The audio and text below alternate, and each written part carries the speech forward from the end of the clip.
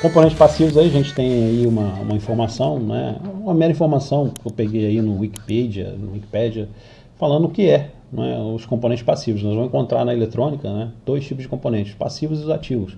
Né? Os componentes passivos eles não aumentam a intensidade de uma corrente ou tensão. Eles têm como característica interagir aí com a energia do circuito, dissipando em outras formas como, por exemplo, calor, luz, né, e etc. Exemplos de componentes passivos que podemos citar são os resistores. Né? Qual é a função aí básica de um resistor? Né? Criar oposição à passagem de corrente elétrica, dependendo da forma que ele esteja associado. Né? Limitar, ser um divisor de tensão, né? E dissipar calor. Né? Então, tem um resistor que é a função para dissipar calor, para que um outro sensor, para que um outro componente consiga capturar, sentir este calor e transformar esse calor em uma informação para um circuito microprocessado ou microcontrolado. Então a gente tem a gama de componentes passivos aí, que são os resistores, capacitores, indutores, sensores, antenas. Tá? Então são componentes aí passivos. A gente vai dar uma passeada hoje aí por cada um desses componentes, né? O que é a função do resistor, quando que um resistor está com defeito, como a gente diagnostica um resistor desse com defeito, né? Qual o comportamento dele medido em circuit, ou seja, na placa, não é? On-board, sem a necessidade de a gente estar removendo o componente para medir. O certo seria, para que a gente tivesse mais precisão, não é realmente medir out circuit, ou seja, fora do circuito. Então, nós temos aqui que os componentes passivos são os resistores, os capacitores, indutores, sensores e antena. Né? A gente tem aí associação de resistores. Né? Um resistor sozinho, né, como uma andorinha sozinha não faz verão. É a mesma coisa com o resistor. Ele simplesmente sozinho na placa, na board, não faz absolutamente nada. Né? Vai precisar aí de uma tensão, de uma corrente circulando por ele, para ele exercer sua função. Qual a função que o resistor exerce? Vai depender da associação desse componente, da maneira que ele esteja conectado na placa. Então, é importante, sim, a gente ter esse conhecimento básico de eletrônica para poder avançar nos reparos. Né? Um resistor lá associado com um termistor, que é um primo, parente bem próximo do resistor, não é? Se não tiver uma tensão de alimentação lá nele, chegando na entrada desse divisor de tensão, não vai fazer absolutamente nada. Né? Então nós temos que ter também um circuito. Né? Então tem que estar tudo aí, é um conjunto, é um funcionamento, né? É um complemento. Então o componente sozinho, em si, ele não vai fazer nada. Tá certo, pessoal? Apareceu para vocês que tecnicamente o resistor tem a função de limitar a corrente no seu circuito, transformando-a em calor, valendo-se do seu efeito Joule. Né? A gente utiliza o resistor, aquele resistor que está ligado ao conjunto de termistores, que depois eu vou mostrar para vocês aí, num circuito, né?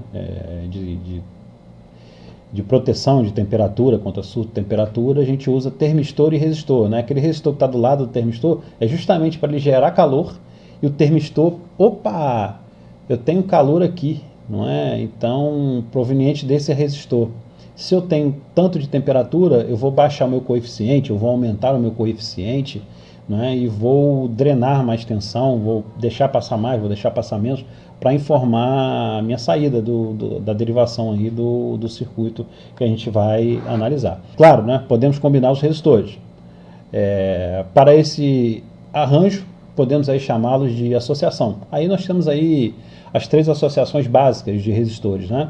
Nós temos aí a associação em série, que é um resistor do lado do outro. Vocês podem ver aí, RX, R1. Né? Nós temos a fonte e nós temos o circuito, que é a malha que liga na fonte, né? Na entrada da fonte, na saída e chegada da fonte aqui, DC. Nós temos um resistor, um do lado do outro. Né? Um do lado do outro. O terminal A e o terminal B, ou de polo 1, de polo 2, de polo 1, de polo 2, o componente a gente vai estar mostrando para vocês aí. E a gente tem associação em paralelo. Aqui embaixo a gente pode ver que a gente tem o RX em cima e o R1 embaixo, porém, o de polo 1 faz par com o de polo 1 o dipolo 2 do componente faz par com o dipolo 2 do R1. Né? Ou seja, ele está trepado, ele está um em cima do outro aqui. Então, para esse termo de associação aqui, a gente chama ela de paralelo. A função dessa associação aqui é ser um divisor de corrente. Passa um bocado de corrente para esse resistor aqui e passa um bocado de corrente para esse resistor aqui.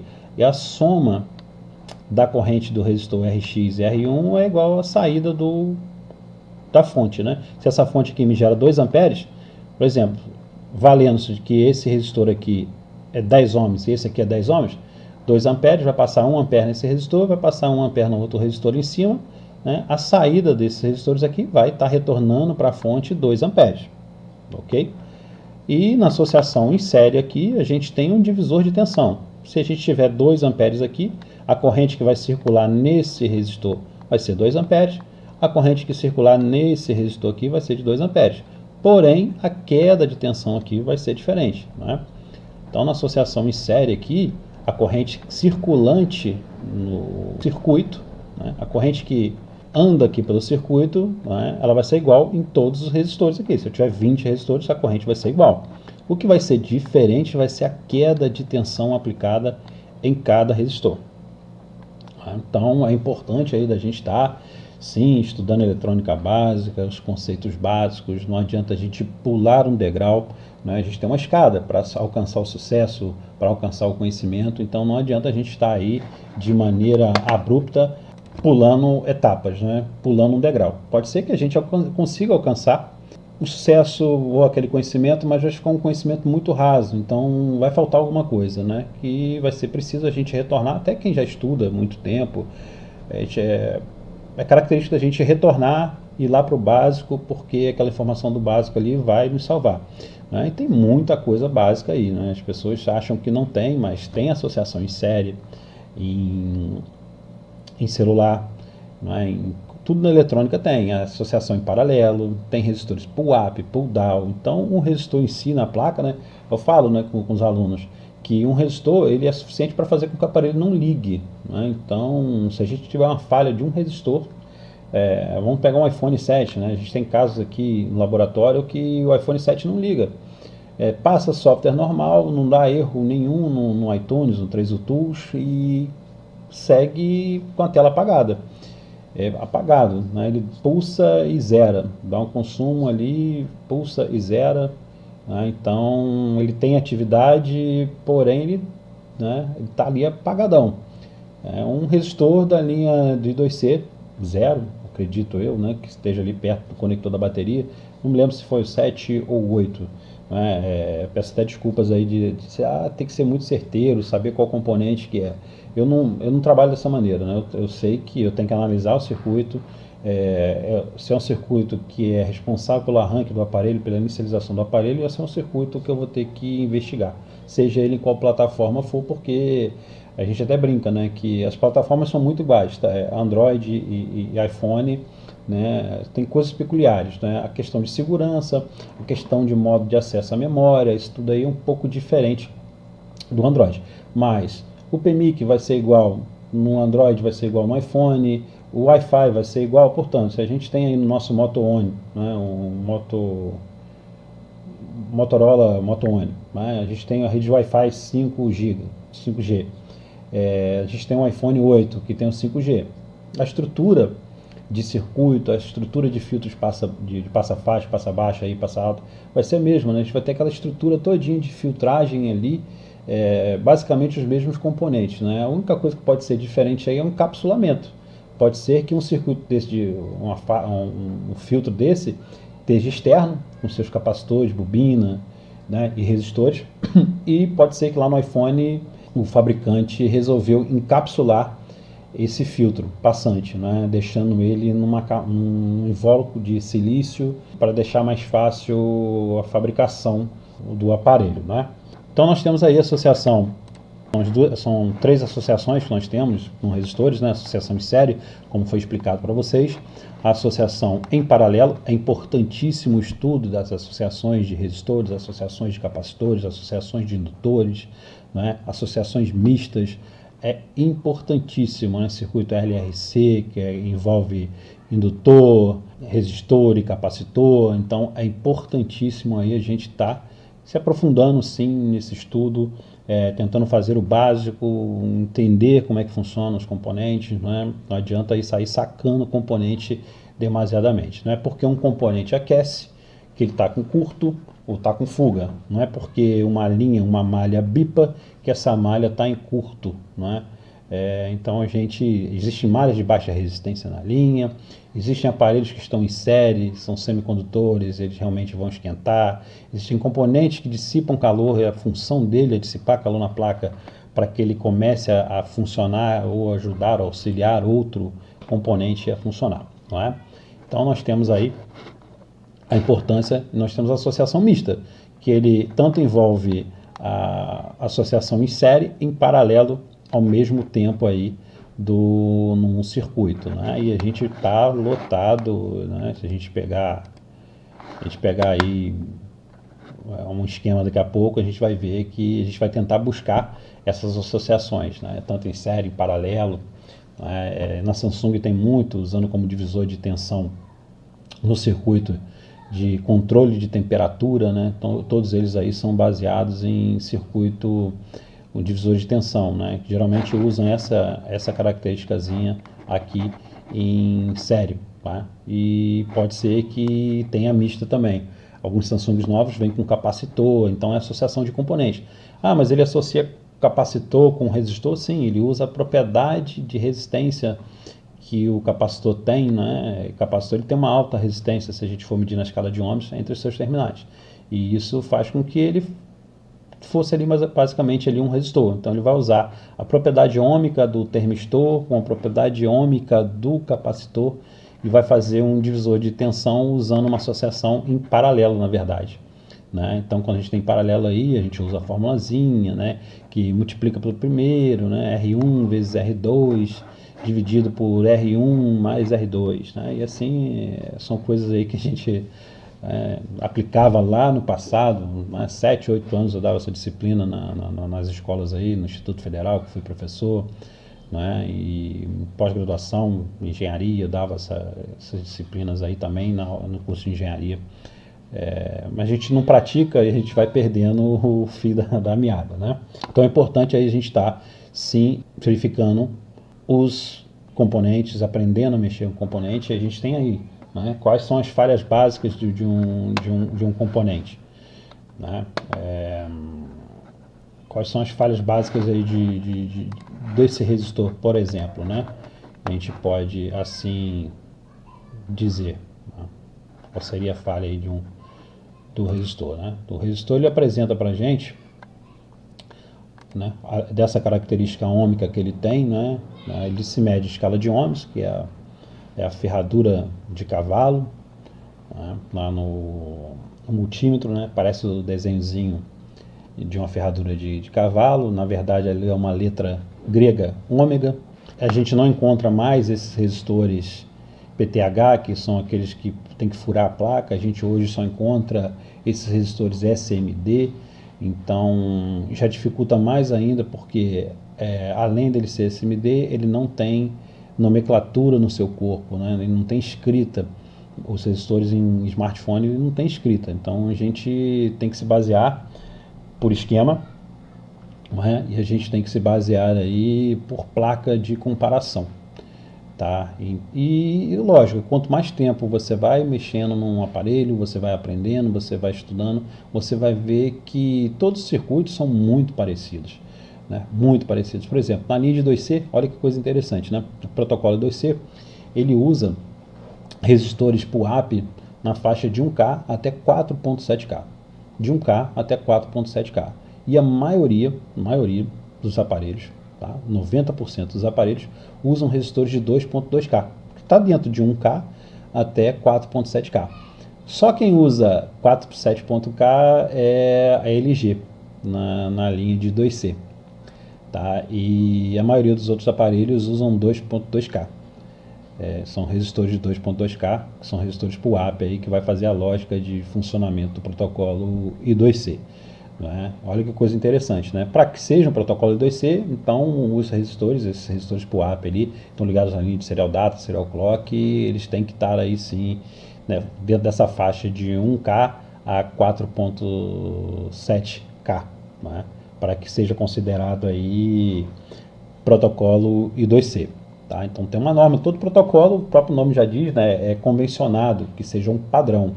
Né? Então, se nós temos aí protocolo USB, ele é um padrão, né? Nós temos o protocolo MIP, é um padrão, né? Nós temos o protocolo SPI, é um padrão, PCIe, é um padrão. Né? Então, quando a gente fala de protocolo, tem que ser usado aquilo ali. Então, não tem como a Apple fugir, por exemplo, né, da linha do MIP, um exemplo, né? Não é diferente lá do MIP que é usado no Moto G2, por exemplo. Né? Então, é um padrão. Protocolo USB, né? Quando se faz uma comunicação USB, com cabo USB e tudo, lógico, né? Lá no iPhone tem a parte de segurança diferente, então para você colocar um cabo lá, vai fazer o handshake, que é o aperto de mão, para saber se o cabo é original, né? Então o aparelho vai conversar com o cabo para poder dar autorização para que ele desabilite o OVP e passe a assumir a responsabilidade aí de controle de dados ou de carga do aparelho. É diferente aí de um Android. O Android não tem, né, essa compatibilidade, esse handshake aí para testar se o cabo é original ou não. Né? Então, mas é só quesito de segurança. Mas então, acho que quando a gente pega lá e vê o VBus, né, que é o VBus, ele é universal. O protocolo USB lá é o VBus, é o dados negativos, dados positivos, OTG, USB-ID e GND. Então, é padrão, então é padrão em qualquer marca. Né? Então lá a gente vai ter os 5 volts no VBus e assim, dados positivos, dados negativos a gente vai ter que ter, USB-ID. Né? Pode ser que o USB-ID aí tenha um intermediário que controle, né? Que é um IF-PMIC da vida, não é um PMIC que está ali intermediando. Né? Então, algumas arquiteturas mudam um pouco, mas é protocolo. O protocolo vai ser igual. Então, o VBus vai ser igual, dados positivos vai ser igual, dados negativos vai ser igual, não é? Porque é um protocolo. Né? Então, quando se fala em protocolo, aí, a gente vai ter componentes padrões. A gente vai ter componentes do mesmo valor. Então, é importante também que a gente entenda isso, né? Que a gente vai conseguir buscar aí em alguns aparelhos, né? A gente está trabalhando um LG e vai pegar um mesmo componente que aquele LG está faltando lá, a gente vai pegar no Motorola, por exemplo, né? Esse exemplo que eu citei para você do protocolo 2C, desses resistores de 2.2K, que a gente sempre vai encontrar, na grande maioria, em 90% dos casos, eu nunca encontrei em lugar muito diferente, a não ser ali próximo ao processador, esses resistores de protocolo 2C. Né? Esses resistores PUAP aí que estão lá no protocolo 2C. Então, quando a gente tem um padrão, né, a gente consegue aí tá tirando de um aparelho, colocando no outro, e assim a gente vai andando, navegando e aprendendo juntos isso aí, pessoal. Bom, aqui a gente tem, deixa eu pegar aqui para vocês, aqui a gente tem, vou procurar aqui o danado do resistor. Ó.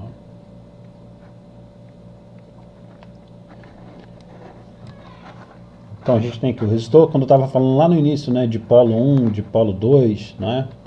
Então a gente tem a característica do resistor, né? A gente tem a simbologia dele, né? Que são simbologias europeias, simbologia americana. A gente tem aqui, ó, no cantinho o 1 e o 2. Vocês conseguem ver aí o 1 e o 2 desse componente. Todo componente de polo, quando a gente fala de polo, né, são dois polos. Um componente aí que tem dois polos, polo 1 e polo 2. Perninha 1, perninha 2 do componente. Né? Então, para componente que tem dois terminais, a gente chama ele de dipolo. Tá? Então, basicamente, a gente vai ter aqui, ó, então nós temos aqui, ó, dipolo 1 e dipolo 2, tá? Deste componente. Aqui nós temos o número do componente na board, na placa. Não significa que o valor do resistor é um resistor de, sei lá, 1635 ohms. Não é isso. Né? Ele é nomenclatura do componente na board, na placa. Quando nós pegarmos o layout board, o que é o layout board? É o desenho da plaquinha, né? É a disposição do componente, onde que o componente está na placa, né? Vamos supor que esse resistor seja aqui, ó. Esse resistor seja aqui. Então, é a posição desse resistor. Não, mas por que ele tem esse número? 1635, né? Pode ser que ele esteja no setor 16 da placa e ele seja o resistor 35, tá? Daquele setor 16. E todo setor é dado pelo CI. Então, com certeza, consequentemente, eu vou ter um CI na placa U16 alguma coisa, 00, por exemplo, né? Supondo que aquele seja o 1600, o 6, né, seja o 1600, né, esse resistor aqui pertence a este circuito integrado, ok? Então aquele ali é só para colocar o nome, a nomenclatura ali, esse R de resistor, né, de resistência, esse Rzinho aqui, tá, de resistor, e aqui é o endereço dele na board, na placa. Qual setor que ele pertence. Aqui a gente tem o setor e o número desse componente. Então significa que eu tenho lá o R34, o R1634, 1632, 1631 e assim sucessivamente. Beleza, pessoal? Então vamos lá. Aqui já sabemos que é a disposição de onde a gente encontra esse resistor na placa.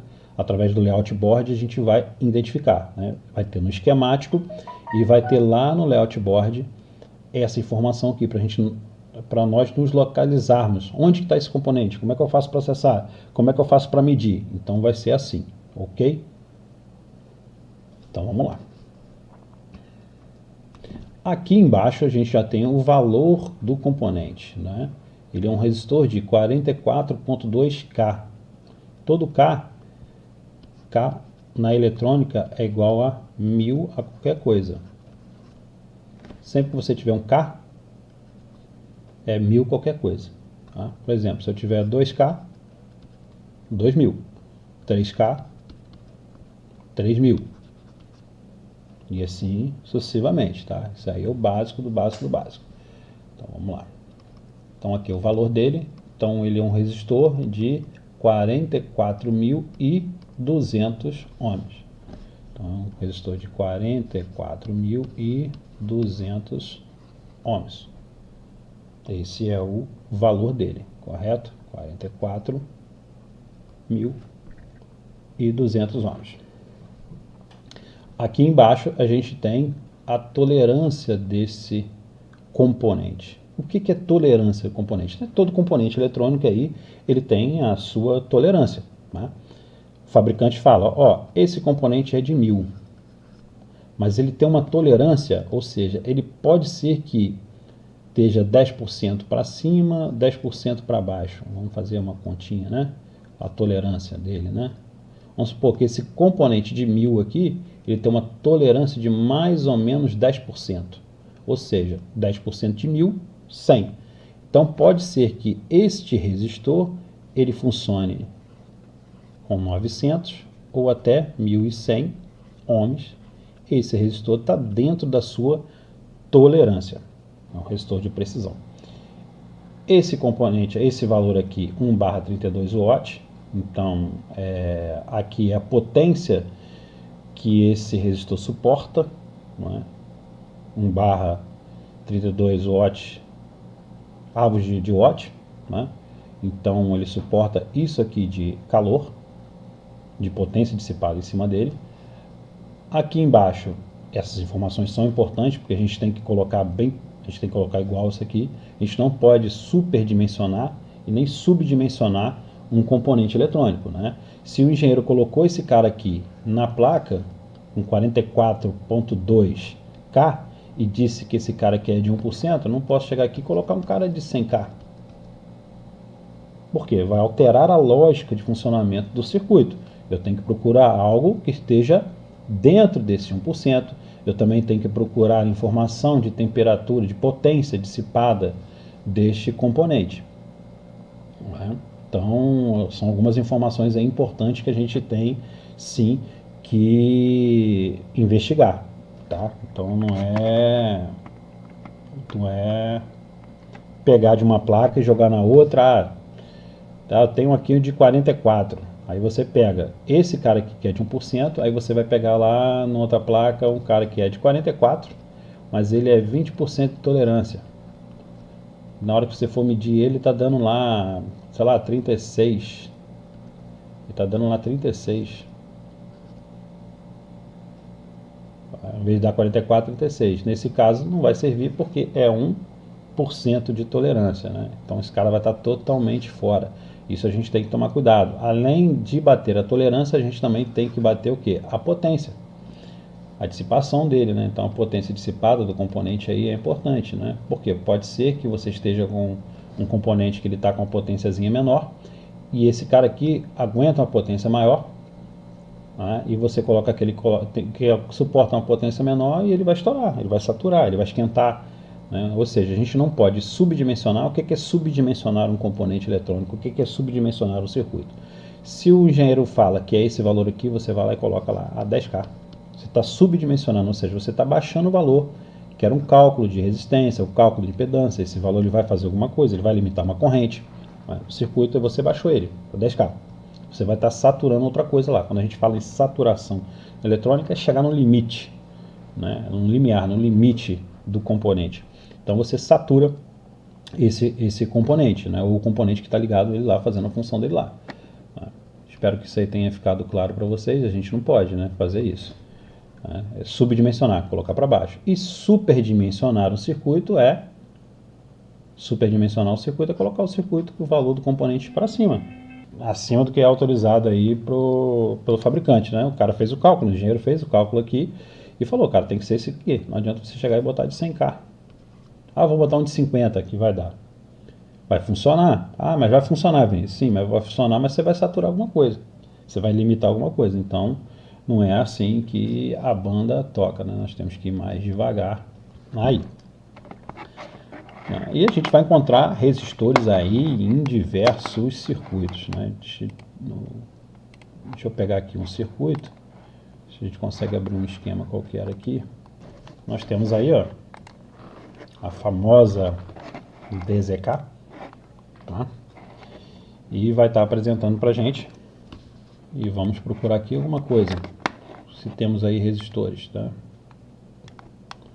Então vamos procurar aqui. Vamos verificar se aqui a gente tem resistor. Esse aqui é um Samsung G610, um J7 Prime, né? E vamos trabalhar aqui, ó. Aqui já começa a verificar resistores, ó.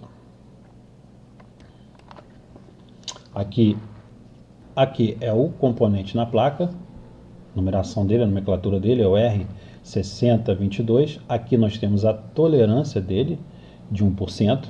E aqui nós temos o valor dele. Aqui nós temos a simbologia deste resistor, correto? E aqui nós temos o tamanho desse resistor, 0,6 por 0,3 milímetros, né? Então nós temos aí o tamanho desse resistor, correto? Dipolo dele 1 está aqui, dipolo 2 dele está aqui. Então vamos lá, dipolo 1 está aqui, dipolo 2 dele está aqui. Então nós temos aí um resistor, vai apresentar para a gente no esquema assim. Nós temos outro resistor, ó, também de 10K, estão vendo aí, ó, também de 10K. O número dele na placa para a gente localizar lá através do layout board, a tolerância dele, né, e o tamanho dele, físico dele, correto? Onde temos mais resistores, também temos, ó, mais resistores aqui, não existe aquele resistor lá. Tolerância dele é um resistor de 100K.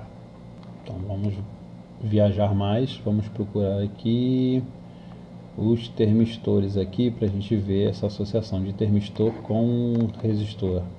Vocês vão gostar, vão achar legal, interessante, né? Vamos procurar aqui já tem. Aqui nós temos, ó,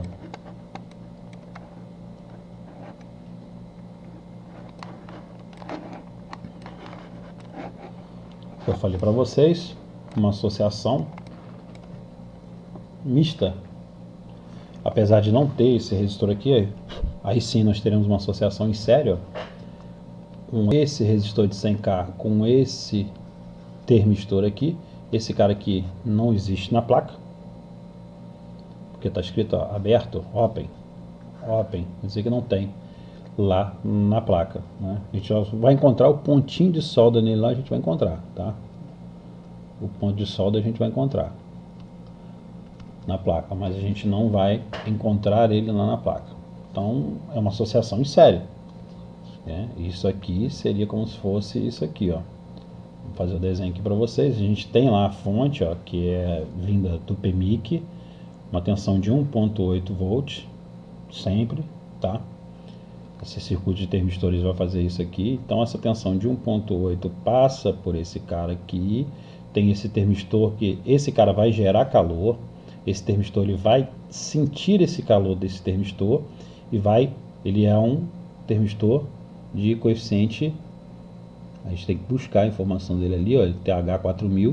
A gente tem que ver, mas geralmente é um termistor de coeficiente negativo, né, um NTC. Então, quando ele é um NTC, coeficiente, temperatura, negativo.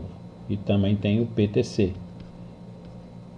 que é coeficiente, temperatura, positivo. O que é isso, NTC? NTC, se eu tenho um termistor de 100, eu aplico o calor nele, quando ele percebe o calor, se ele for de coeficiente negativo, o que ele vai fazer? Ele vai baixar esse valor dele. Então, ao invés de medir 100, ele vai medir 50. Quando ele aplica o calor nele, ele vai alterar o valor ôhmico dele para 50 ohms. Com isso ele vai alterar a divisão aqui e vai mandar mais ou menos tensão na saída desse divisor de tensão aqui. Vamos voltar aqui ao termistores, né, e associação de resistores. Deixa eu ver aqui como é que está se comportando aqui. Tá indo, né? Beleza. Vamos lá. Voltando aqui à explicação, nós temos... Vamos maximizar mais um pouquinho aqui. Nós temos aqui o material que esse resistor é feito, né, um resistor de fio metal, FM, fio metal. E aqui nós temos o dimensionamento, o tamanho desse resistor. O dimensionamento dele. E RUM aqui é o endereçamento, é o setor aonde está esse resistor. Esse resistor está lá no speaker amp, no amplificador do speaker, tá? Então a dong que a gente usa aqui, na verdade aí eu uso diversas dongs, tá? Eu uso a DZK, que vocês podem ver aí, tá? Deixa eu ver aqui minhas dongs aqui, medições com as dongs. Aqui eu uso a ZXW, ver se eu tenho a ZXW aberta aqui. Uso a Wushinji, eu gosto muito da Wushinji também. Tá. Então tem a Wushinji, tenho a ZXW, tá? Tem a Shinjinzao também, gosto muito de usar a Shinjinzao, que é essa que vai aparecer para vocês aí agora, Shinjinzao. Então essa daqui, ó, Shinjinzao, gosto de usar bastante ela, né? A DZK, gosto de usar a DZK. A DZK também eu gosto de usar, que é essa, a DZK. Shinjinzao eu gosto de usar também, tá? É outra dong que eu uso. A ZXW, gosto de usar a ZXW também, que eu tenho aí, né, ativa a ZXW, uma boa dongle. E para iPhone me dou muito bem com a Wushinji, tá? A Wushinji é muito boa aí para iPhone, tem muito conhecimento bacana aí na Wushinji, né? E agora eles estão colocando aí uma parte de Samsung, por exemplo. A gente tem aqui, ó, uma placa mapeada do G610, que é do J7 Prime, né? Então a gente consegue aí, ó, de maneira aí bem bacana buscar informações, né?